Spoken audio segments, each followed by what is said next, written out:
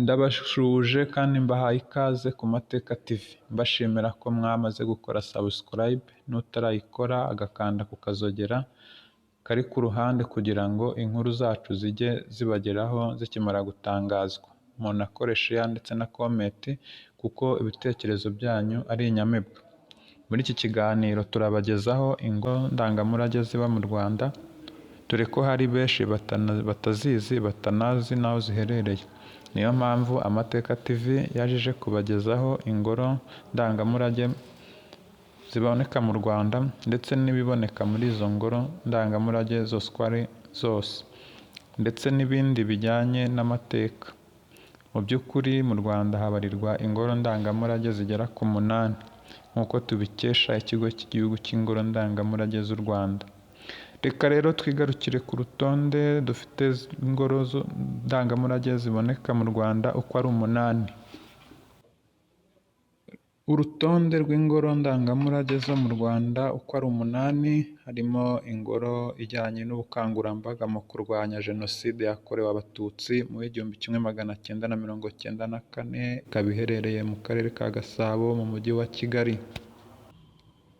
Ingoro ya kabiri ni ingoro yitiriwe Richard Kandt, ikaba iherereye mu Karere ka Nyarugenge mu Mujyi wa Kigali, ndetse iyi ngoro kandi ikaba ibumbatiye ibinyabuzima biboneka mu Rwanda ndetse no muri East Africa yose, aribyo tuzagenda tugarukaho nyuma tugenda tubereka ibiboneka muri iyi ngoro,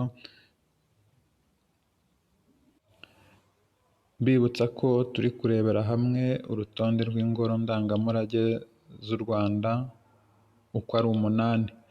Ingoro ya gatatu ni ingoro y'Abami, iherereye mu Karere ka Nyanza mu Ntara y'Amajyepfo.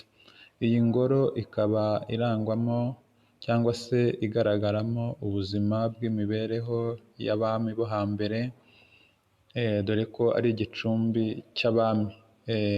Harimo imiryamire, imirire, iminywere ndetse n'ubutunzi bwabo uko byari byifashe mu mateka yo hambere, mbibutsa ko tuzagarukaho burambuye tubive mu mizi mu nkuru zacu zikurikira.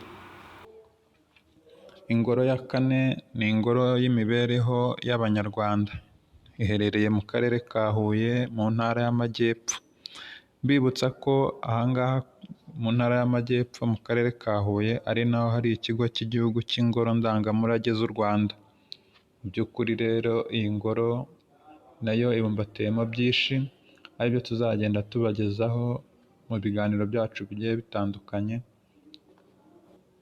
Ingoro ya gatanu ni ingoro y'amateka y'urugamba rwo kubohora igihugu, iherereye mu Karere ka Gicumbi mu Ntara y'Amajyaruguru.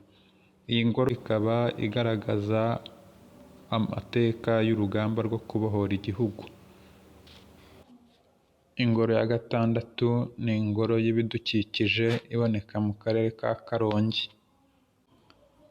Ingoro ya karindwi, ingoro yo kwigira, nayo iboneka mu Karere ka Nyanza mu Ntara y'Amajyepfo. Nkomeza kwibutsa ko dukomeje kugenda tubereka urutonde rw'ingoro ndangamurage ziboneka mu Rwanda uko ari 8. Ingoro ya 8 ni ingoro y'ubugeni n'ubuhanzi mu Rwanda, ikaba iherereye Kicukiro mu Mujyi wa Kigali. Ndabashimiye, mugire amahoro n'amahirwe, mwibuka gukora subscribe, share ndetse na comment. Iyi ni Amateka TV, murakoze naho ubutaha.